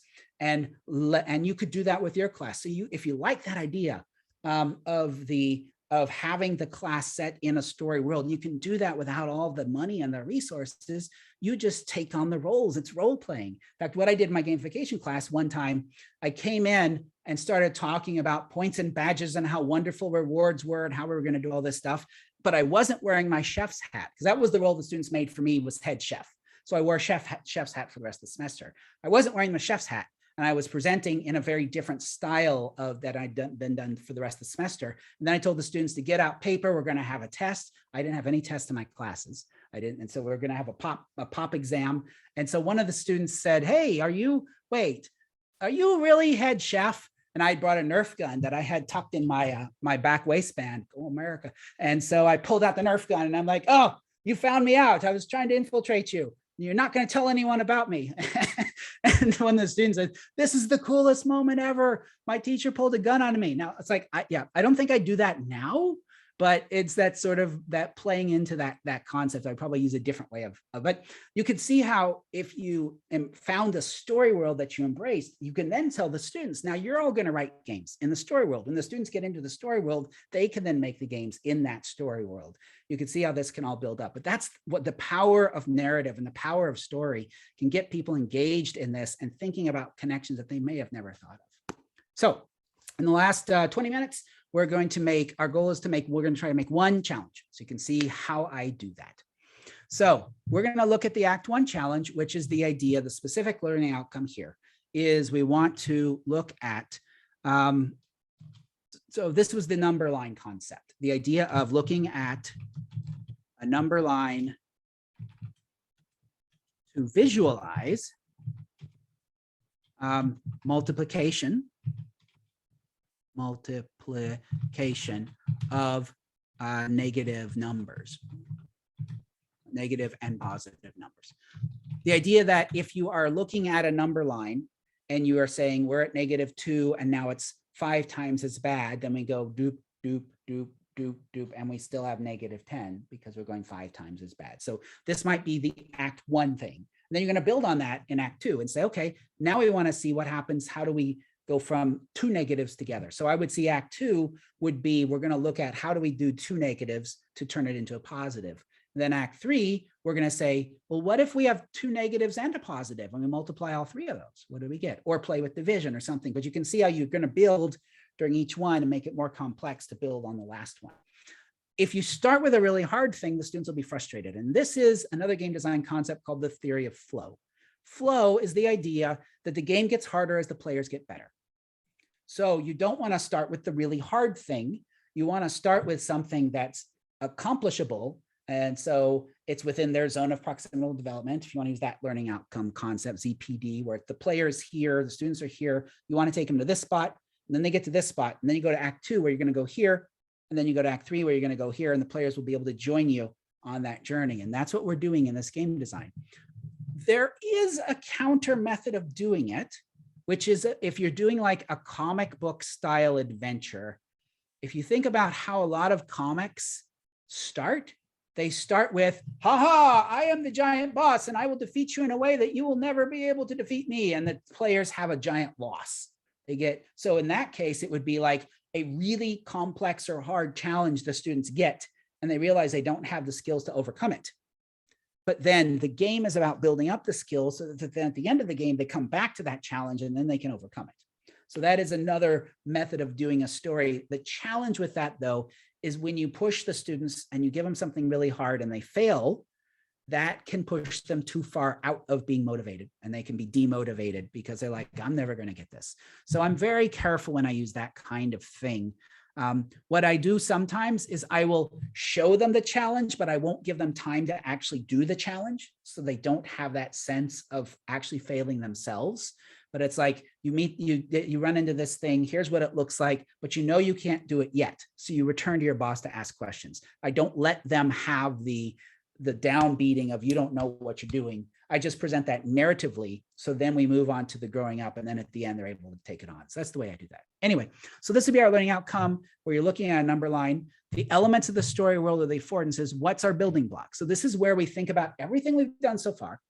And this idea of we have, we'll use the leaderboard concept. So it's not really a leaderboard, more of a status. We'll use a status ranking.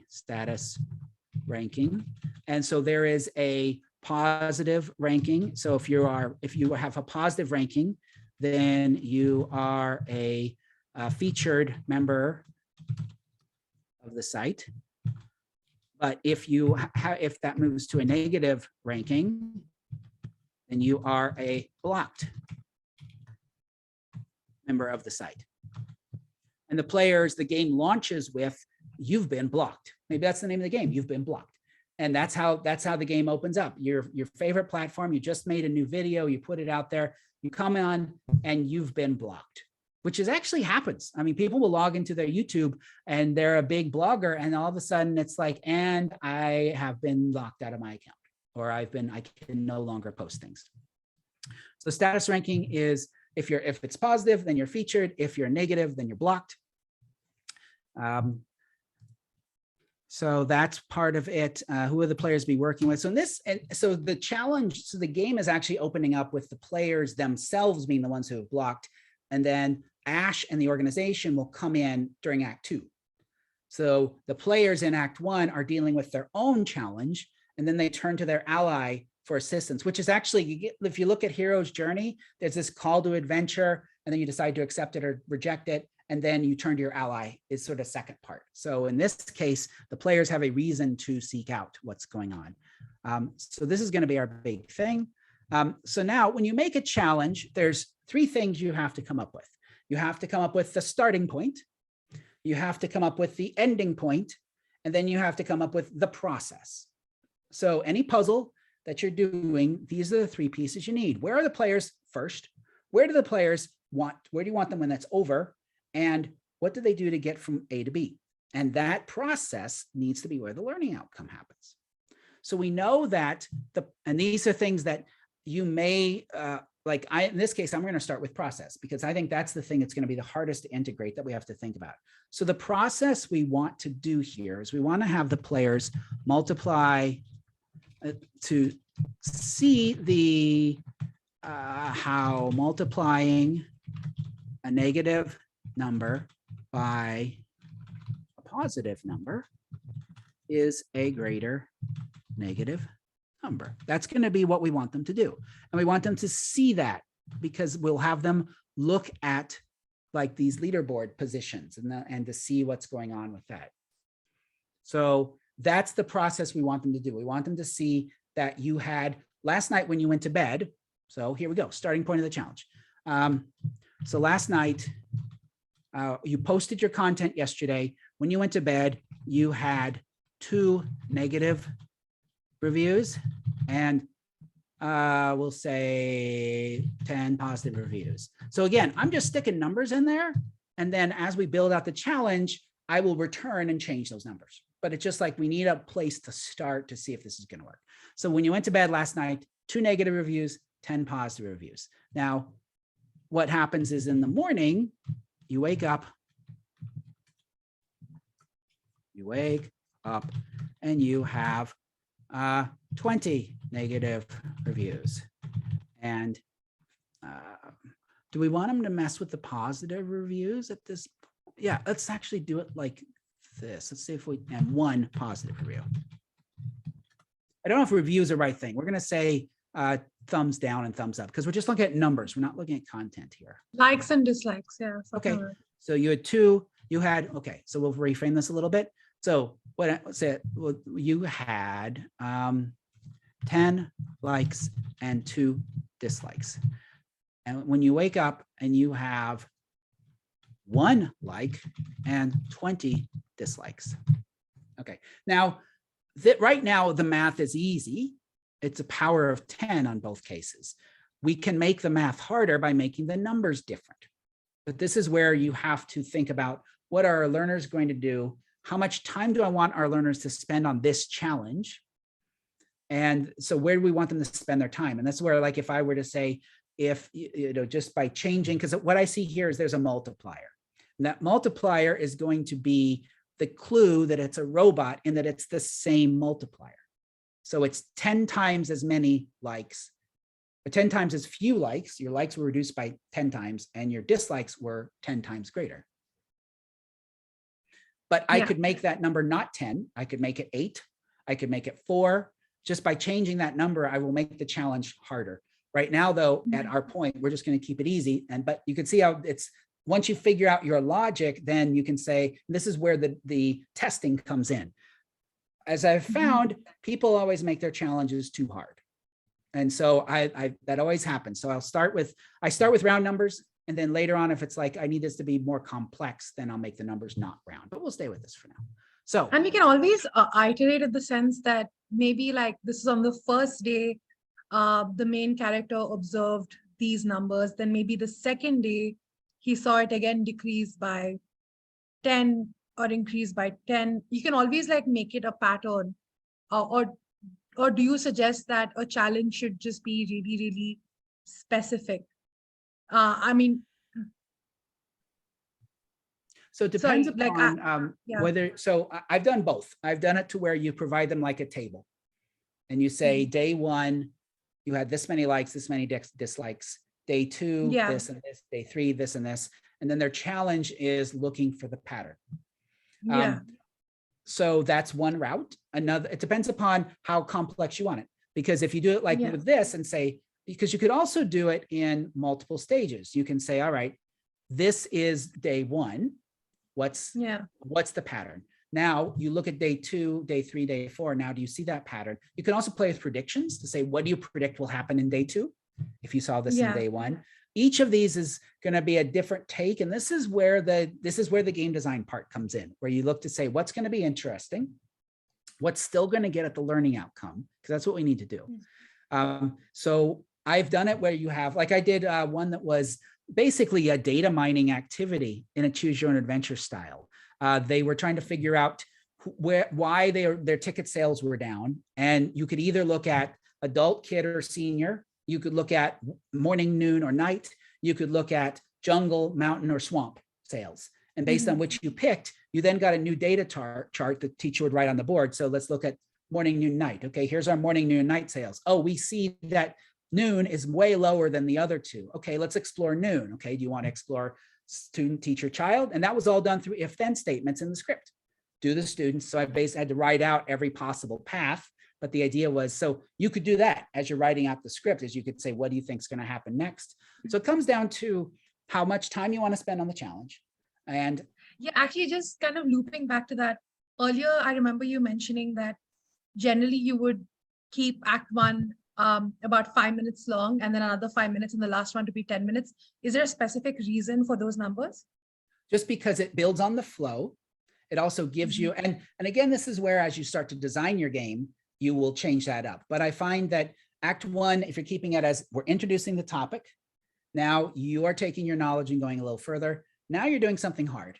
And so that's what I find as your rule of thumb. And then if you add, that's 20 minutes there, and that gives you another 20 minutes for the onboarding activity, 1 or 2 choices throughout, and 1 5-minute physical activity. And that makes a 40-minute game. But this is just your starting point and gives you a place to, because I found that if you don't go in with thinking, I'm going to make 3 things, then people tend to make way too much. And I did as I was making the games, and I'm like, oh my gosh, I've got like 3 hours of game here. So it's like, as I've been making the games, I'm finding that rule of thumb is 3 things, 3 activities, 5, 5, and 10 tends to build a nice 40-minute experience. And so that's just what that comes from. Thank you. So we'll say for this challenge, we'll just run forward with this. We've talked about a number of versions we could go, but in this case, it's, so you're asking the students to, and I'm thinking about what we want them to do, because what we want them to, I like the idea of them actually having to mark and move this on some kind of a number line, because I think that's going to help them see the visualization of your dislikes going down. And so that's where you could have, I wonder if you'd actually tell the teacher to draw a number line on the board. And so you'd have a number line running from negative 20 to positive 20. And you'd have the students actually mark out where they were before, mark out where they are now, and see and say, okay, and so this is our new piece of logic. You know that each robot changes 1 like to 1 dislike. Does that work? No, it doesn't work. So this is where we're doing some puzzle design here. 1 like to 2 dislikes. What's the ratio here? So if we're going 10 to 1, that's a 10 times. Do we want to make it like how many robots visited you? Or if we want to get at the math here, so it's a 10 times decrease. So it's 10 divided by 10. And then we have 2 times negative 10 for our dislikes. We may just work with dislikes just to make it simpler. And that's where, if we go with Ash's idea of each day, there's a different number of dislikes, and you're then using the multiplier. So let's say you have the first day you had 2 dislikes, the second day you had 20 dislikes. And so what's the multiplier then? And then the third day, let's say it doubles the multiplier each time. So the first time it's times negative 10. And then the second day it's times negative 20. And then the third day it's times negative 40. And the players are writing that out in a chart and figuring out what's the pattern of these robots, and that the robots attacked. And so you see this pattern of the multiplier of dislikes is doubling every day. And that's establishes a pattern, which you then will tap in Act 2. When you go talk to Ash and say, hey, we're seeing this. And Ash says, oh, well, here's some data that we found from other people that are having complaints. Why don't you analyze that to see if the pattern holds true?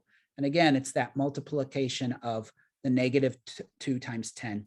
So then I would want to think in Act 3, I would say, all right, now how do we make it make sense that the negatives times a negative to get a positive? And that's where they're going to solve the problem in some way. The robot counter, which is going to bring in the negative times the negative, because that second negative is a gain now. So, and it's going to allow them to gain and explore things up.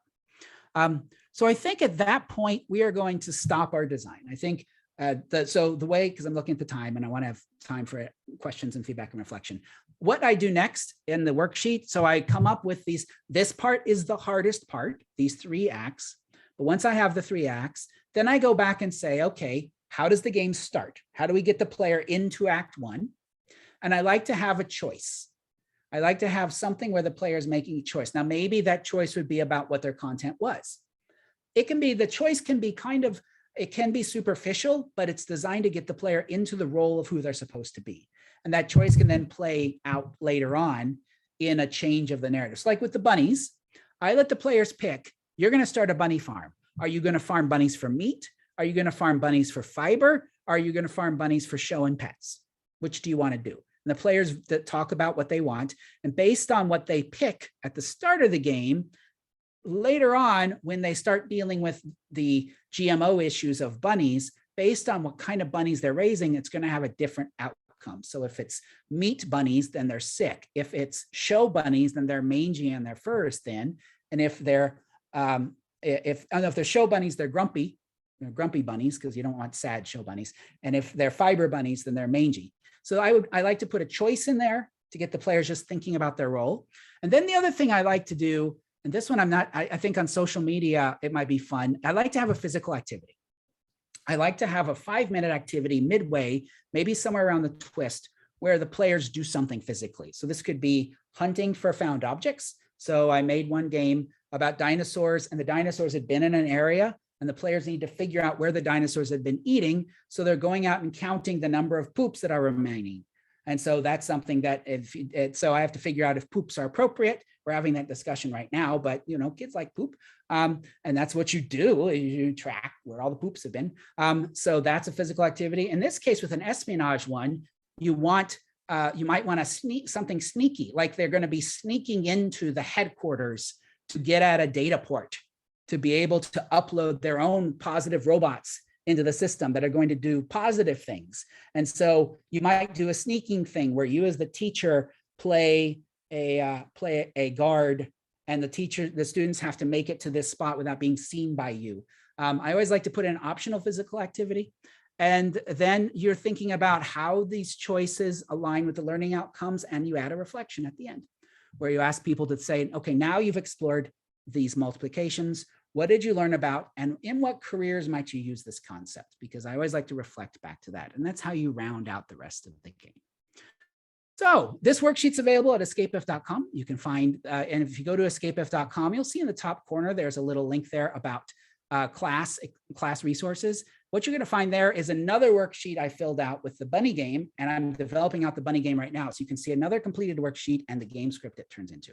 We've got about 5 minutes left. I want to save some time for questions and that sort of thing. But there we go. We have made the starting points of a game and about being negative in social media. So there we are. Well, let's give a round of applause. I know we have a few minutes for questions, but yay. So Ash, thank you. And Scott, that was terrific, Scott, because I know this represented a culmination of a year, many months of getting trial and feedback. And then this was a great opportunity to solicit feedback from folks. Let's just open it up. General reactions to the activity that we just went through. Anyone? I see a question from Heather. Go ahead. So Heather's asked about how to incorporate physical activities or looking for found objects in remote classrooms. Yes, one of the cool ways to do this is to give the students a challenge to go find something in their house or environment that they can bring back to the camera that they would have. So this is where you have to know what's going to be around. So you have to, so it's like, okay, we need to do this. I've done one where it said, okay, everyone needs to hide. You have 3 minutes to find something in your house to hide under. Go get it, bring it back and hide. So that's what you want to think about, is what could they do in their physical environment with something they have, and role-playing things. I've done something where we're going to play peekaboo. Here's the way we're going to play peekaboo. Everyone's going to put their finger in front of their camera. I'm going to be trying to see you. And if you take away your camera, your finger, and I'm there, then I've caught you and you're out.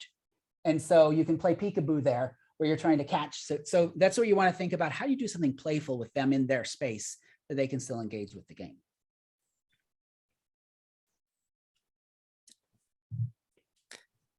And other questions, folks? Ash, how did it feel being our pilot teacher as well? I mean, awesome. Yeah. No, I mean, I think just this whole idea of game design in the context of education has always proven its worth in being very, very engaging for students. But I think my favorite part about all of this is that it's low resource. So this is applicable to communities that we work with. And I'm really excited to kind of try my hand at this using the worksheet and maybe figuring out like better themes and adventures. Looking forward to it. Thank you so much, Scott. It was wonderful. So Heather's asked a question about doing with adult learners and college students. When you do it in an adult setting, then you will line it up more closely in like a simulation, because this is really just, it's simulations. It's what we use in doing training and teaching of adults, is you simulate settings. So you might not do it in the social media espionage space. You would do it in the actual social media alignment of what's going on with perhaps situations of what's happening. Or you might tackle it like with China and what we've talked about with that, with social score, and align it more with historical and real world settings to explore that can line up better in more of an adult and training space. How long does it take it to develop a game? Well, it never ends. And that's why I said earlier, the second part of making a game is knowing when to stop. I find that I put aside about 3 weeks to make a game. So like when I've worked with teachers and they have given me their learning outcomes and their challenges, I set up an appointment for 3 weeks later. Now, the 3 weeks is not 3 weeks of constant development. There's a lot of bubble time. I like to do this, the first part, to get the story world and the basic idea, and then I bubble it, and then I come up with those 3 acts, and I bounce that back to the teacher. So that's usually about over the first week. I say, here's a big story arc concept. And you want to think about whenever you're pitching a game, you always want to start with as high level as possible.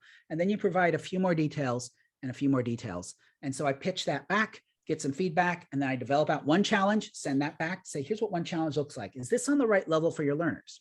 Get some feedback and then continuing developing. But yeah, so for me, I'm finding over the last year, I'm finding it's about 3 weeks for me to put one of these together with lots of bubbling time and lots of showers. That's like 21 showers. Well, actually, like today, I spent the first 2 hours of today out in my strawberry fields picking strawberries. So today's actually, and now I'm all sweaty because I've been inside and it's warm out there. So today's going to be like a 2 or 3 shower day. And I'm sure I'm going to come up with new ideas about this game, even though I'm not writing this game, because I got to finish a bunny game. So, you know, now I got all these ideas bubbling around. Well, Scott, it's a good thing that you don't get your great ideas when you're eating strawberries, because then you would just overconsume food. So that's Right. good. That's it. Well, I know we're at time. And so all sorts of great questions and comments as well.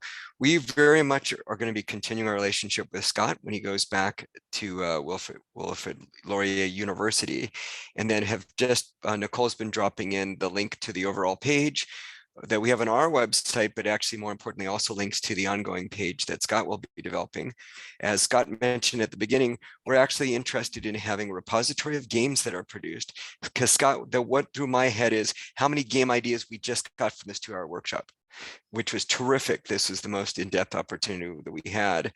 And those could be starting points just by examples for other workshop facilitators, like a group. Now, maybe there's other questions about, do you present the ideas to them because you don't want to put them in a direction, Scott? There was a question that I was going to have, like, how many examples do you give, just so people understand what's going with the direction they're going to go in. But so, Scott, did you have any sort of reflections of your own experience before we sort of wrap up? So what I'll encourage you to do is to keep an eye on at the escapeif.com site. And if you want to really learn and explore things, I'm going to continue to add resources there. My next goal in design is to create a series of videos that can be used for you to provide to your students, and also for you to take you through this process with the worksheet a little bit at a time. Because while this sort of fire hose blast is exhausting, trying to do all of this in one go is really hard. It's much better to do a little bit and let it bubble and a little bit. So that's where I'm going to be going with this, is to provide more resources for you to use with your students. As your question as to what do you provide, one of the models that I really like to do with this kind of thing, if I'm going to work with like a class to develop it, is in a large plenary session like this, we would come up with the large story beats, and then each group in the class is assigned one story beat to make one challenge around. So, you know, here's your starting point and finish point. You guys make the challenge for that. You all make the challenge for that. And then we test it with each other. I've done that in my own game design classes where I assign each group one challenge, but I had multiple groups tackling the same challenge. Then the class, we voted as to which challenge was the best for that group, and then went forward and developed that as a class. So that can be a useful way to get a whole class working together, is that you work on the story as a class, and then you assign individual groups components of that and bring that all together. And then when you're done, submit it to the mEducation Alliance so that we can distribute it to people around the world. Great. Scott, well, thank you again. And also to all of our attendees from all over the world, just thinking about what time it is for some places, both on the West Coast, but also the East Coast. And really appreciate your attention to this as well. Please let us know if you'd like to continue the dialogue. And Scott, looking forward to the next games. And Scott, we'll do a poll about scat or poop as appropriate with the next workshop. So thank you everyone for joining us, and look forward to any follow-up questions that you might have. Scott, you want to stick around for just one moment afterwards, Nicole? Thank you Great. very much. Thanks, This was everyone. great.